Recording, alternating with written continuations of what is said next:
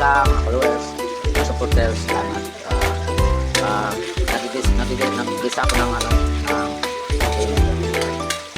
baboy pang sahog sa tawag dito sa munggo. Ayan guys, so biyernes ngayon magluto ka ng munggo. Pwede sa nalunggo. Magluluto naman ako guys, sahog sa munggo.